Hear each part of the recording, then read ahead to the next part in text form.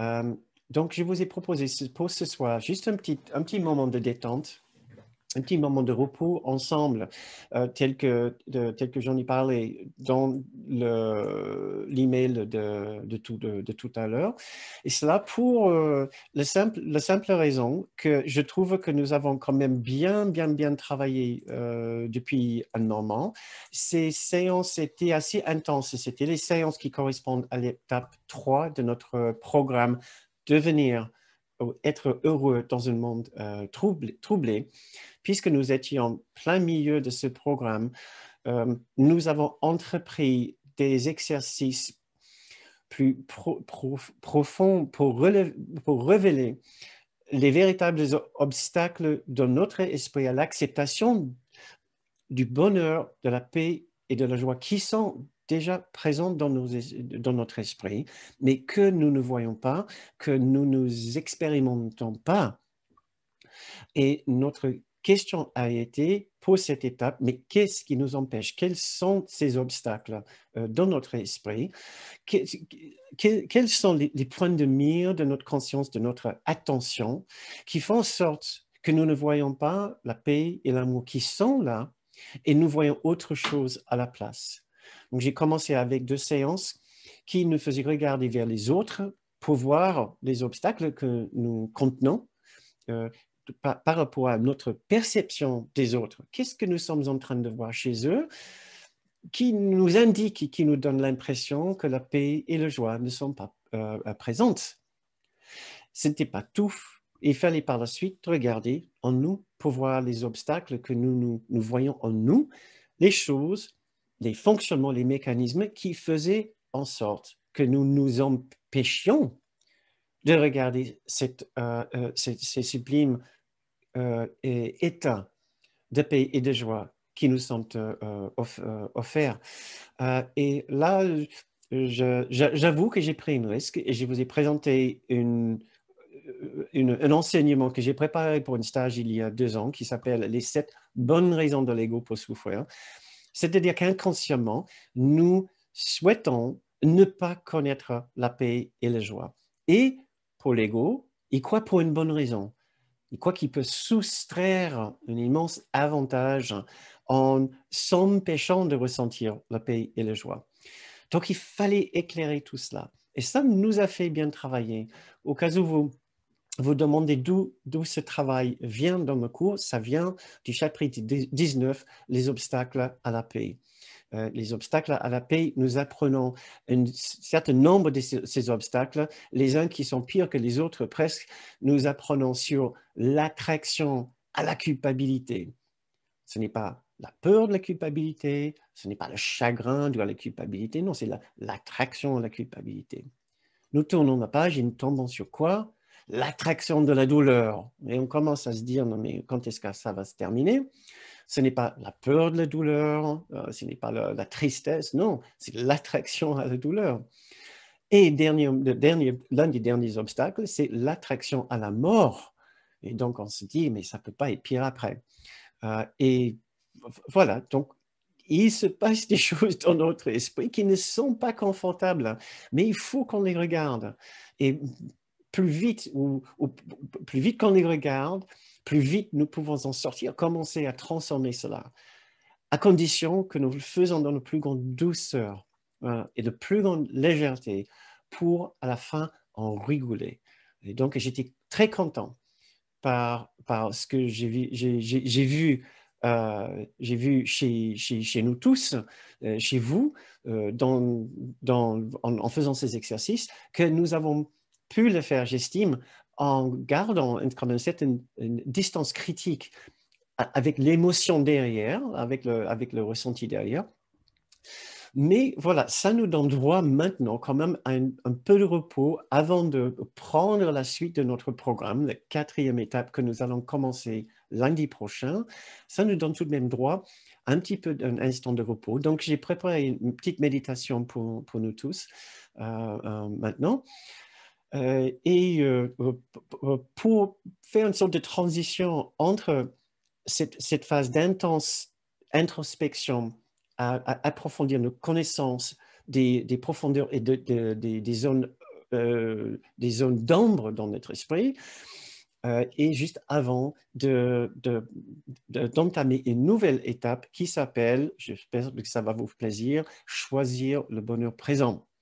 Donc, si ça sonne peut-être mieux que enlever les obstacles et lâcher prise du conflit.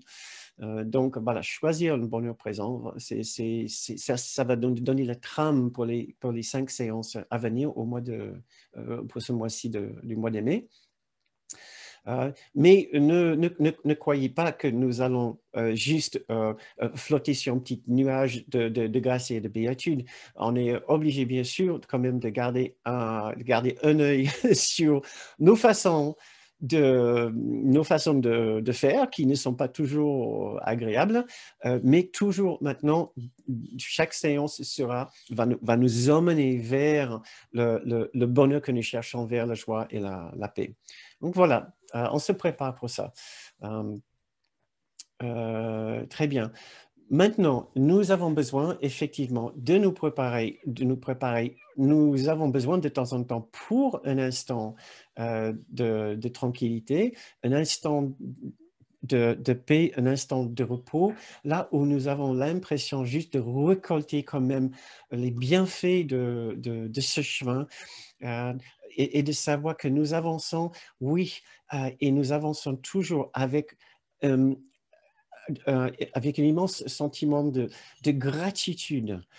Pas simplement notre gratitude pour notre propre chemin, mais la gratitude ce qu'on pourrait appeler la gratitude du ciel, la gratitude de l'univers, la gratitude de Dieu, bien sûr, la gratitude du Christ que nous sommes dans le langage du cours.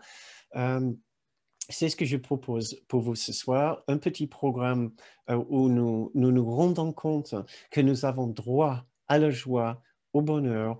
Nous avons même droit à ressentir la gratitude du ciel et le début d'un frémissement, si vous voulez, de grâce et de beauté et de bonté. Nous avons joué le jeu de l'ego, nous avons joué avec les jouets qu'il nous a proposés. Nous avons perdu le jeu puisque en jouant son jeu, nous n'avons toujours pas gagné. Nous n'avons pas gagné le jeu du bonheur en travaillant très dur, en trouvant la meilleure relation particulière possible, en demandant à tout notre entourage de faire en sorte qu'on soit heureux. Nous n'avons pas gagné non plus le bonheur à travers une santé physique si éclatante et si parfaite que nous savons que nous n'allons pas mourir. Le monde ici de la séparation, de la dualité, de l'ego ne peut pas nous rendre à la fin vraiment heureux et satisfaits. Le monde de l'ego est un monde de jouets, mais jouets d'enfants, des jouets enfantins. Voilà, j'ai trouvé deux petits paragraphes qui viennent de la leçon 153 qui parlent de cela.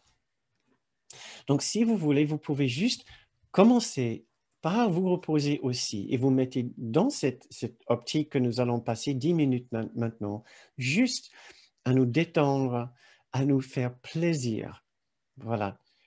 Pas de grande confrontation, pas de grande découverte des zones d'ombre de l'esprit. Non, juste un moment maintenant pour nous poser, pour nous rendre compte que nous avons fait du chemin et nous faisons du chemin ensemble. Donc voilà, ça commence avec les jeux de l'ego.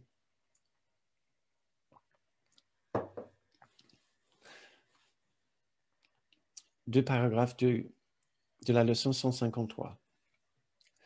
Le salut peut être comparé. Et le salut, c'est aussi l'éveil ou la résolution de tout conflit, la pleine conscience à la présence de Dieu. Voilà. Le salut peut être comparé à un jeu auquel jouent des enfants heureux. C'est ce que nous sommes en train de devenir. Il a été conçu par celui qui aime ses enfants et qui voudrait remplacer leurs jouets apeurants par des jeux joyeux qui leur enseignent que le jeu de la peur a disparu. Son jeu t'apprend le bonheur parce qu'il n'y a pas de perdant. Chacun de ceux qui jouent doit gagner et par son gain, le gain de tous est assuré. Le jeu de la peur est mis de côté avec joie quand les enfants en viennent à voir les bénéfices que le salut apporte. Les bénéfices que la, la conscience de l'amour, de la paix, la pratique de la bienveillance. Toi qui as joué, que tu étais perdu pour l'espoir, abandonné par ton père, laissé seul et terrifié dans un monde effrayant, rendu fou par le péché et la culpabilité, sois heureux maintenant. Ce jeu est terminé.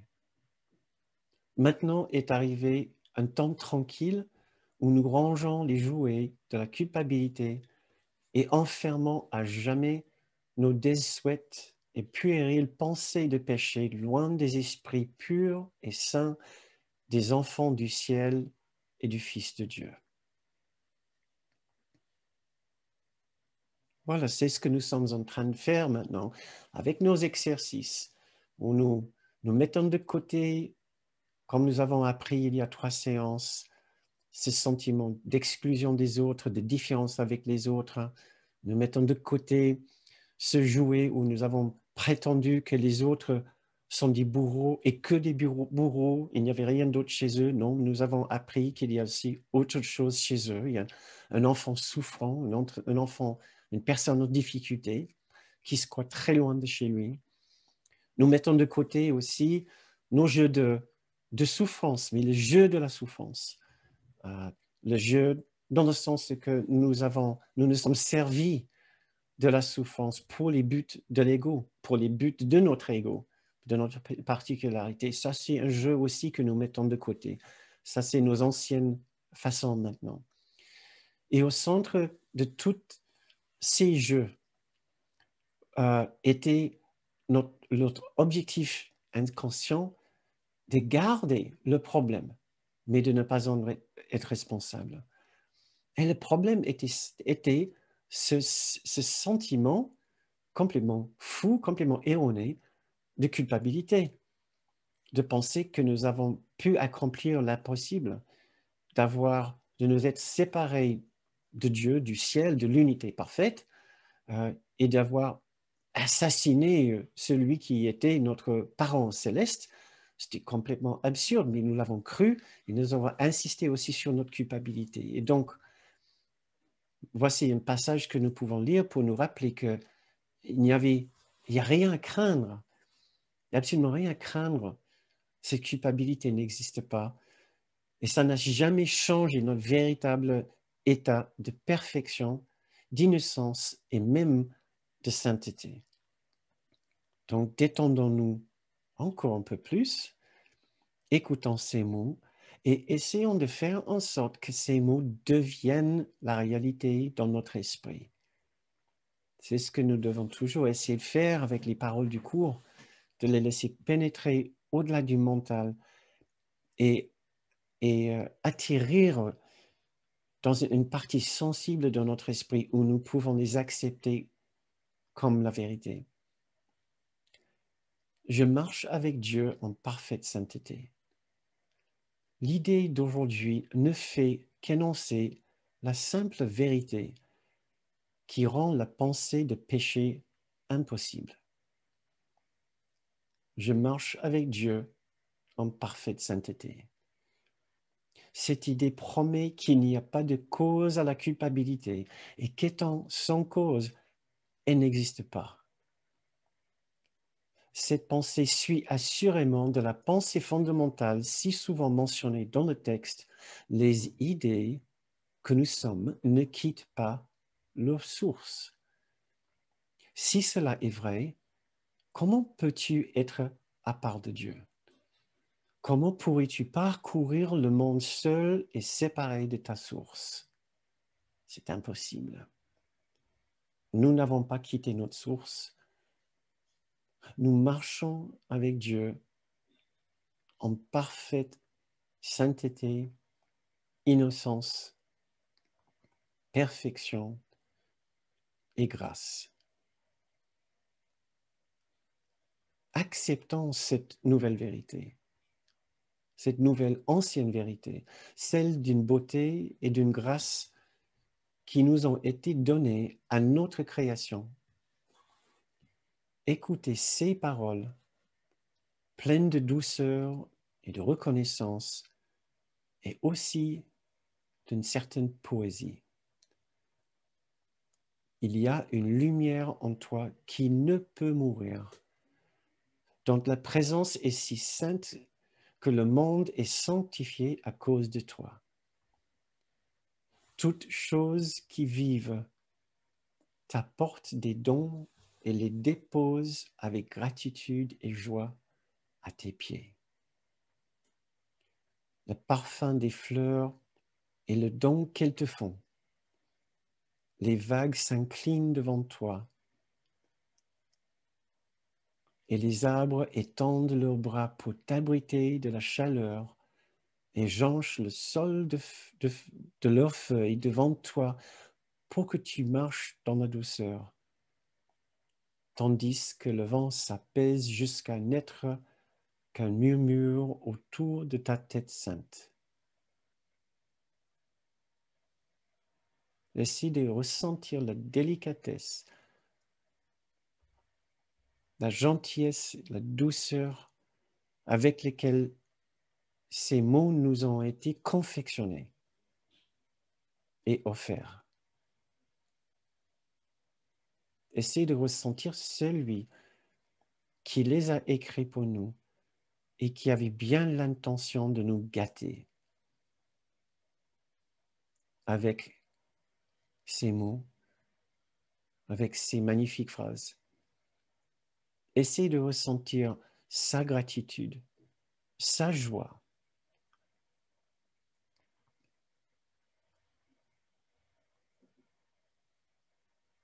Il nous connaît véritablement. Il est rempli de gratitude et joie du fait de nous connaître et de savoir qui nous sommes. C'est indéniable quand nous lisons de telles phrases. Ces phrases ne sont pas anodines. Elles reflètent une vérité. Nous devons faire un petit effort presque pour les accepter. Tellement nous avons l'habitude de nous mépriser, de nous dédaigner, de ne nous considérer pas à l'auteur. Et maintenant, nous écoutons ces mots, ces paroles, remplies de grâce et de beauté, à notre sujet. Ce n'est pas les louanges envers Dieu, mais envers nous. Quelle est notre véritable identité? C'est précisément ce que nous avons oublié.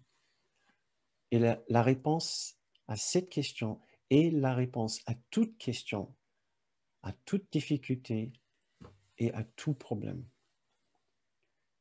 Nous méritons l'amour et la gratitude du ciel pour ce que nous sommes. Nous nous sous-estimons radicalement. Nous faisons partie de cette magnifique unité parfaite.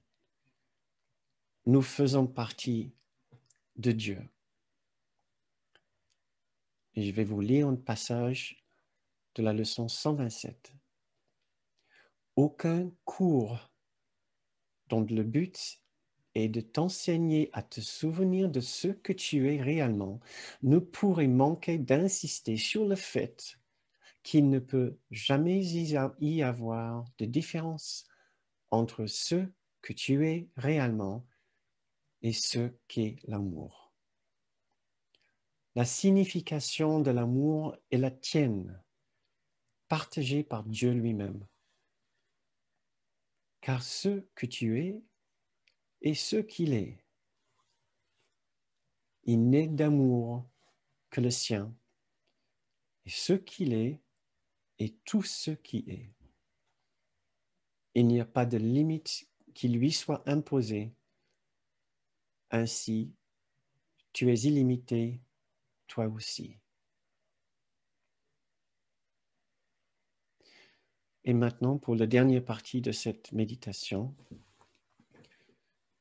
je vous invite à vous reposer encore un peu plus.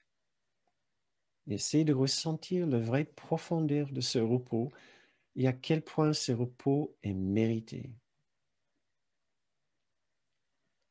Et voici 2 méditations sur ce repos sain.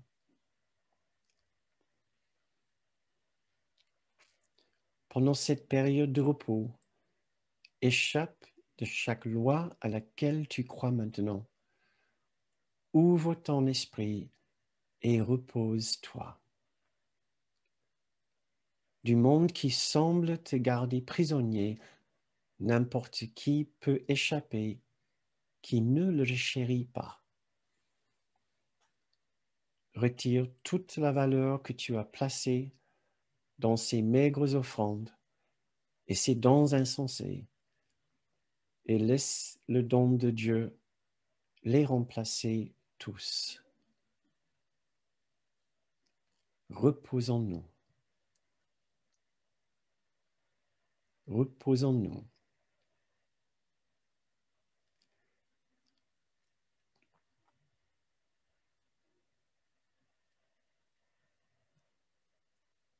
Pratiquons cette période d'exercice en répétant aussi cette idée.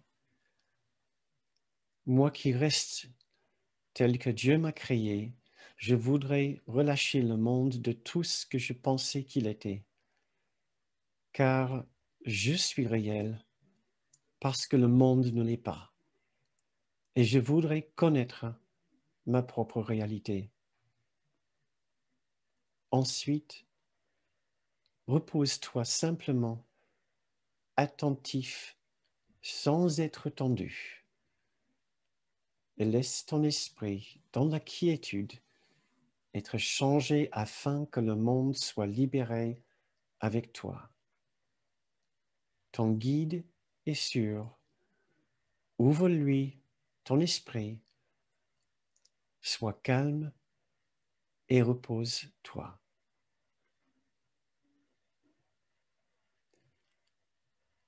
Soyons attentifs sans être tendus et laissons maintenant notre esprit dans la quiétude être changé afin que le monde soit libéré avec nous. Notre guide est sûr. Ouvrons-lui notre esprit. Soyons calmes et reposons-nous.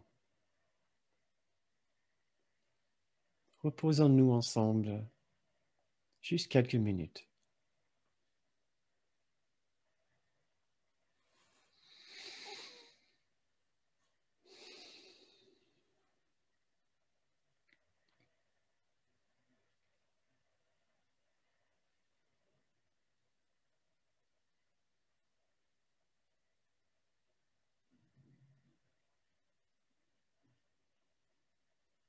Permettez-vous un instant de repos.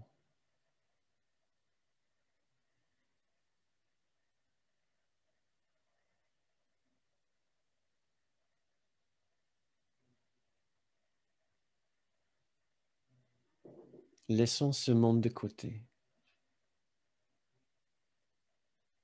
Nous y sommes maintenant, dans la quiétude parfaite.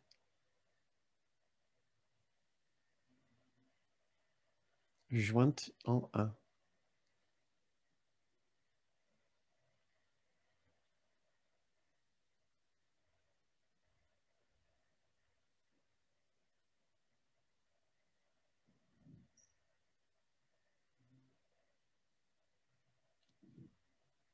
Nous respirons ensemble. Nous sommes véritablement une unité d'âme, une unité d'esprit.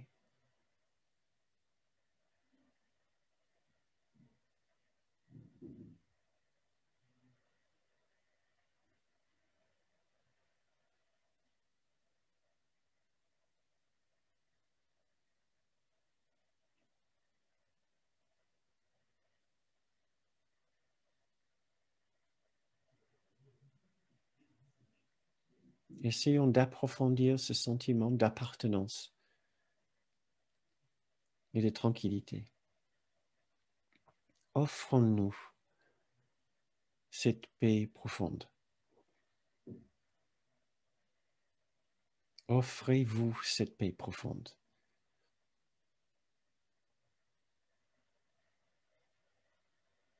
Nous ne le faisons pas assez souvent.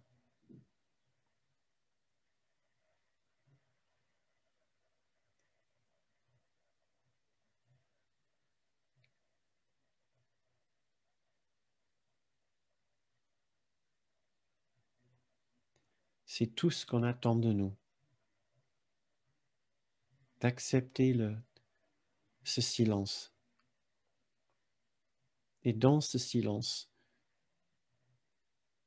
trouver la vérité de notre innocence, notre perfection, notre liberté, notre délivrance entière de toute petitesse que l'ego voulait nous imposer. Nous y sommes ici, dans notre grandeur. Nous voilà.